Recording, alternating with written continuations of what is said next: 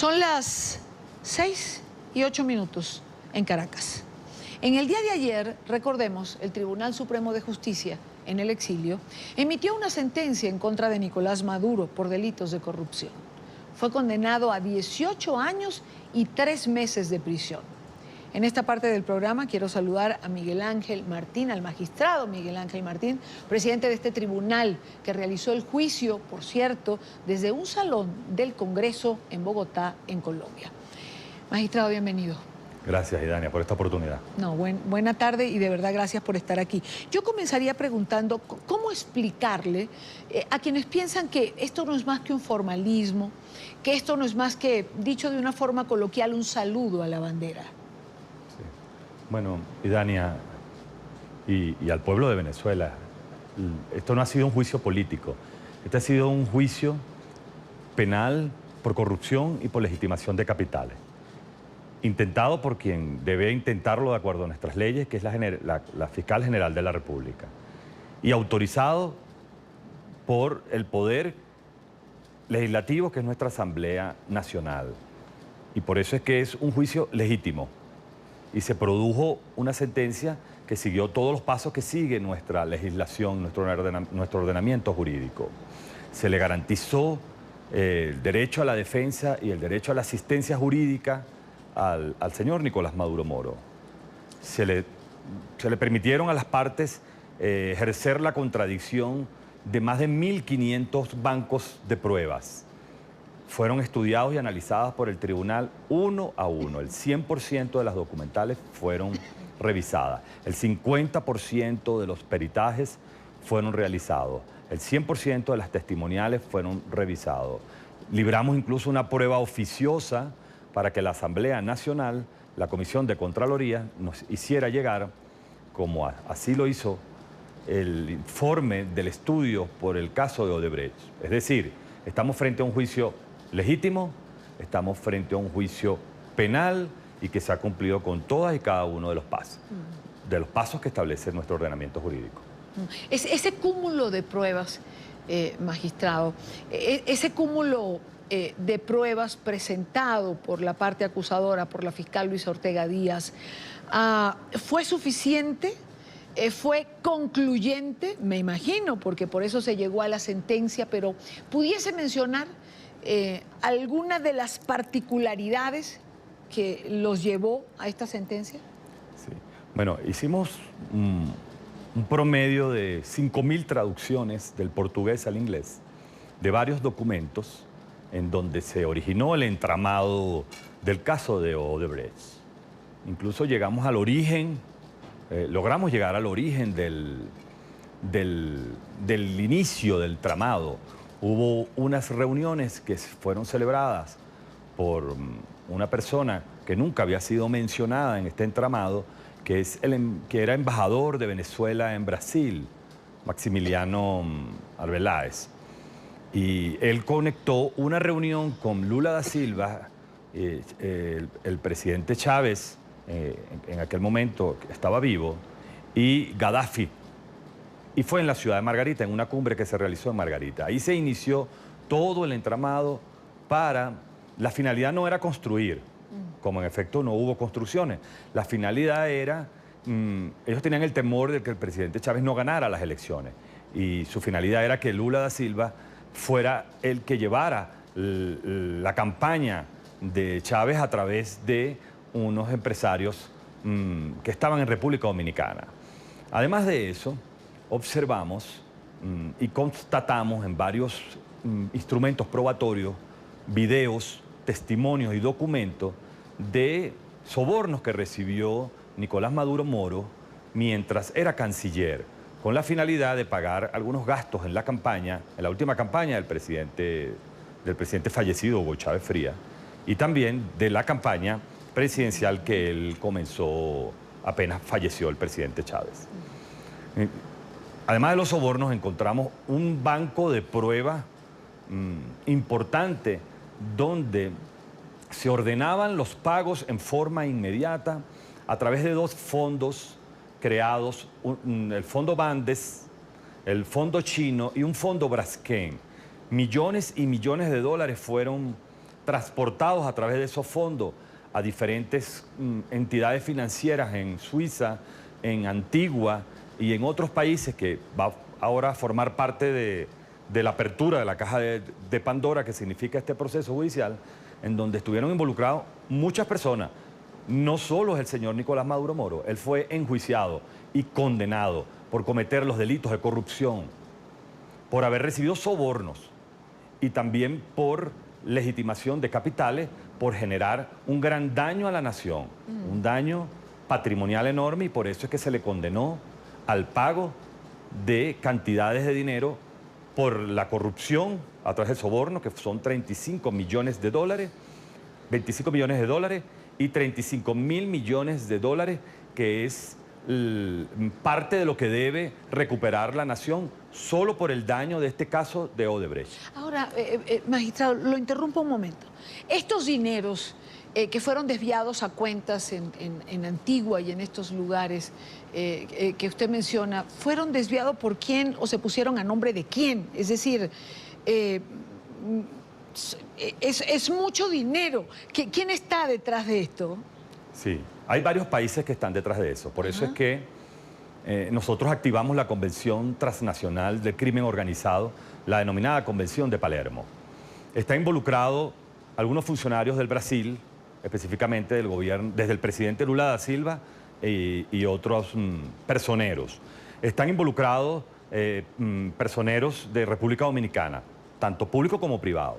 Están involucrados funcionarios públicos de Venezuela, ministros y otras personas de otro rango, así como también personas privadas, sociedades de comercio. ¿Podemos mencionar algunos nombres de los venezolanos involucrados? Sí, por supuesto, eso es ministros, público. por ejemplo. Sí, hay puntos de cuentas que fueron presentados por el señor Rafael Ramírez para construir el puente, el segundo puente del lago Maracaibo, segundo puente del lago Maracaibo, el puente del Orinoco, el cabletren Metro Dolorita en Caracas.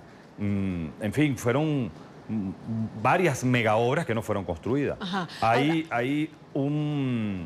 ¿El hecho de que fuesen presentados por Rafael Ramírez implica o es que hay más documentación donde conste que Rafael Ramírez movilizó el dinero? No. Lo que hay es una responsabilidad hasta ahora que tiene que ser revisada, administrativa, penal, y para eso nosotros estamos, y por eso es que lo hemos denominado nosotros el juicio del pueblo, porque se abrió la caja de Pandora. Tú has hecho una pregunta importante: ¿dónde está ese dinero?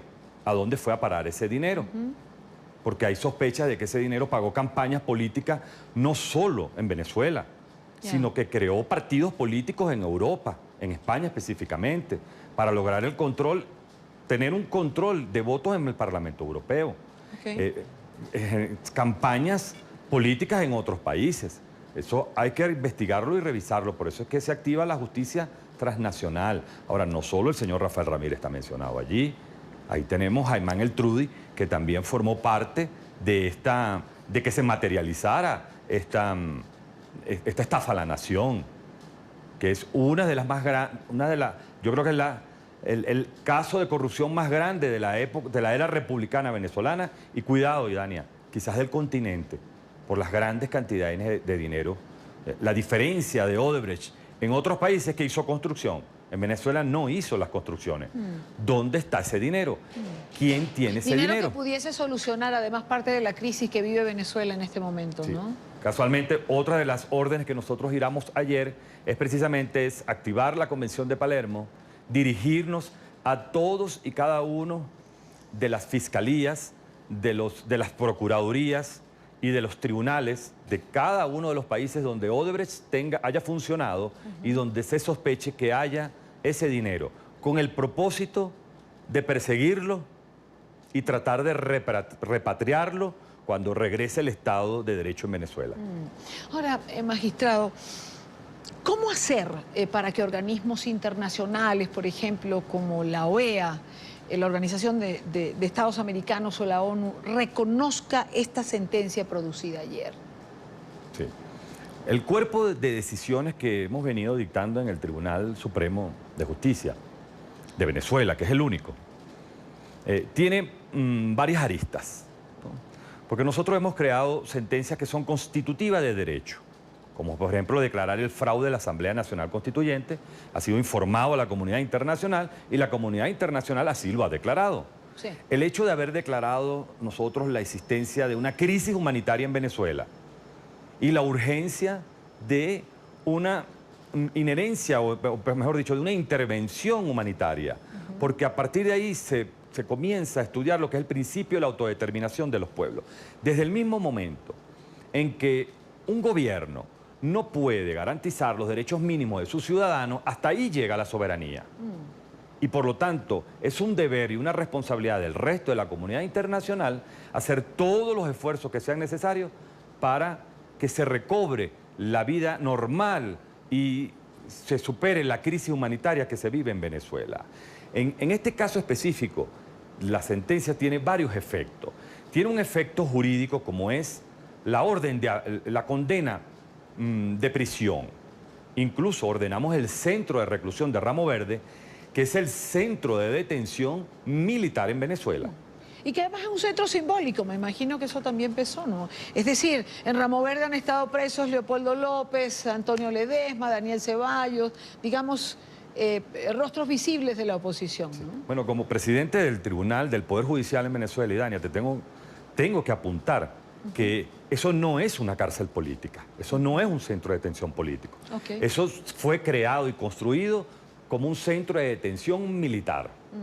Y precisamente nosotros, para rescatar lo que es el centro de detención militar, le estamos ordenando a las Fuerzas Armadas de Venezuela, a los militares constitucionales y a los organismos policiales para que detengan a Nicolás Maduro Moro, quien ahora ha sido declarado culpable por un delito grave a la nación.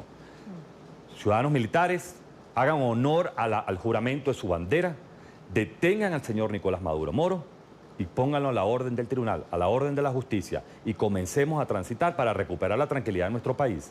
El pueblo no puede esperar. Magistrado, ¿usted cree?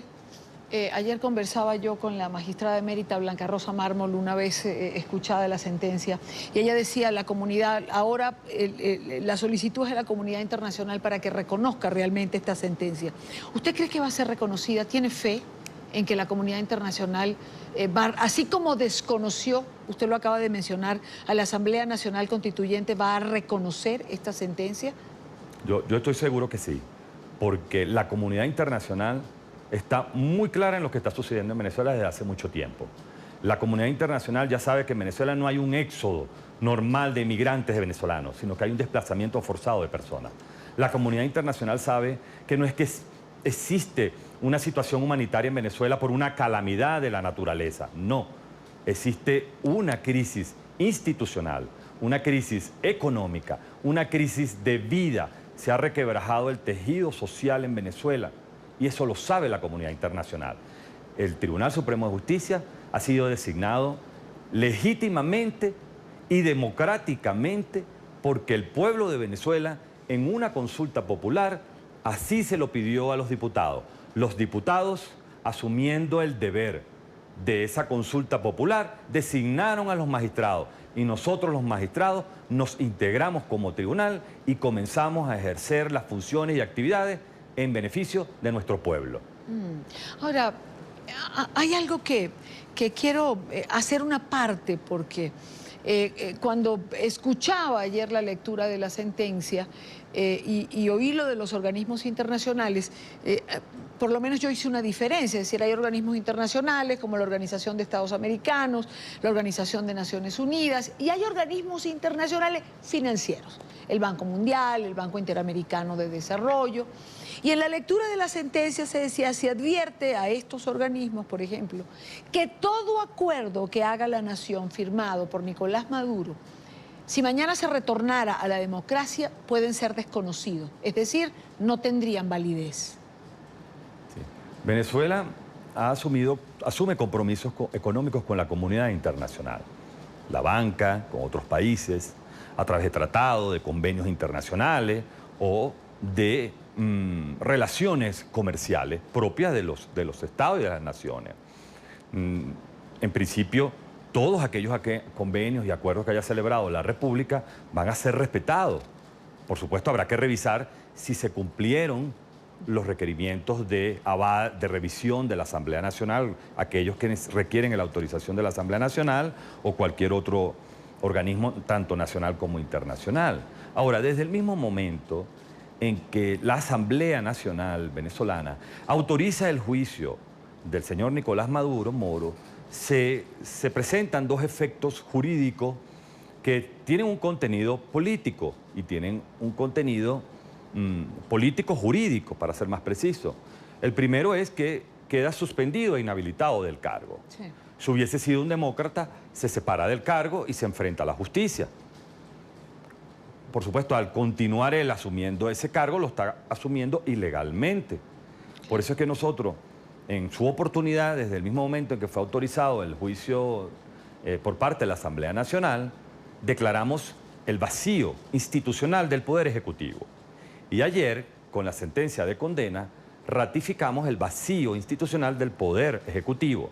Cuando me refiero al Poder Ejecutivo, me refiero al Nicolás Maduro Moro, que está ejerciendo ilegalmente la presidencia, sí, y a todo el gabinete ministerial, vicepresidentes y el gabinete ministerial que fue designado por una persona que está ejerciendo ilegalmente, claro, el cargo. Por lo tanto, todo compromiso, y aquí respondo tu pregunta, todo compromiso que se suscriba con esta persona que ejerce ilegalmente la presidencia no tiene ningún valor jurídico y por lo tanto todos los organismos internacionales financieros, sí, deben tomar eso en cuenta. Okay. Ahora, ¿qué tendría que hacer? Dos preguntas me quedan. Conversamos con Miguel Ángel Martín, presidente del Tribunal Supremo de Justicia de Venezuela en el exilio. ¿Qué tendría que hacer ahora la Asamblea Nacional posterior a la sentencia que ustedes emitieron el día de ayer y que me imagino habrán oficiado a la Asamblea Nacional? Sí. Todavía no hemos oficiado a la Asamblea, okay, porque después, ayer nosotros dictamos el dispositivo, sí, y ahora tenemos 10 días para emitir el documento de la sentencia en extenso. Okay. Y igualmente, en el día de hoy se va a producir la notificación del dispositivo del fallo, que ya es un hecho comunicacional, pero igual lo vamos a cumplir con las formalidades correspondientes. Claro. Y una vez que se dicte la sentencia en extenso, se va a producir no solo a la Asamblea Nacional, sino también a la comunidad internacional. En el caso de la Asamblea Nacional, que es nuestro primer poder en Venezuela, legítimo, sí, ellos tendrán que hacer el análisis correspondiente y tendrán que tomar la decisión política que corresponda en consecuencia. En relación a las instituciones, como tú acabas de mencionar, por ejemplo, a las Naciones Unidas o la Organización de Estados Americanos, nosotros también lo vamos a elevar y ellos harán, tomarán la decisión que corresponda, claro, porque tienen que hacer el análisis correspondiente. También vamos a notificar al Banco Mundial, al Fondo Monetario Internacional, incluso vamos a notificar a Rusia, vamos a notificar a Turquía y vamos a notificar a China, para que ellos sepan que todos esos acuerdos comerciales que han venido celebrando desde el momento en que se declaró la ilegalidad del señor Nicolás Maduro como presidente, están cuestionados jurídicamente por el Tribunal Supremo de Justicia de Venezuela. Y una última pregunta, ¿es un juicio histórico? Sí, es histórico, es inédito, por varias circunstancias. Primero, porque en Venezuela se ha roto el hilo constitucional. Vemos cómo dentro del control del poder político, que es una estrategia del régimen, mantenerse en el control del poder político, desde el mismo momento en que el pueblo de Venezuela, a través de la vía del voto, nombra mayoritariamente a una representación importante de diputados, siendo, repito, el poder legislativo como el primer poder en Venezuela, dentro de las facultades que están en la Constitución, comenzaron a generar actos para anular el voto de los venezolanos.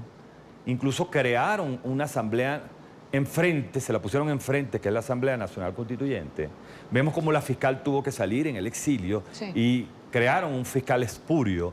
Vemos cómo los magistrados tuvieron que salir en el exilio y crearon unos magistrados espurios. Es histórico porque rompiendo las fronteras de Venezuela, que está dentro del marco del derecho internacional público, sesionamos en el Congreso de Bogotá. La fiscal general de la República, que es la legitimada para presentar la acusación, como en efecto hizo, el Tribunal Supremo de Justicia, que es el órgano judicial que es el que puede dictar, y la comunidad internacional que se ha involucrado de tal manera, que ha comprendido esta situación de Venezuela, y es histórico porque esta sentencia es la bisagra que puede producir el cambio en Venezuela que todos los venezolanos aspiramos. Va a depender de nosotros los venezolanos. De nuestra parte, los magistrados del Tribunal Supremo de Justicia, no nos quedamos con la sentencia. Vamos a entrar a la fase de la ejecución de la sentencia para que se produzca el cumplimiento y se logre el cambio que todos los venezolanos aspiramos y deseamos. Quiero agradecer a Miguel Ángel Martín, presidente del Tribunal Supremo de Justicia en el exilio. Muchísimas gracias, magistrado, por haber estado aquí, por ahondar, explicar, informar el contenido de la sentencia emitida el día de ayer en la ciudad de Bogotá. Gracias a ti, Dania.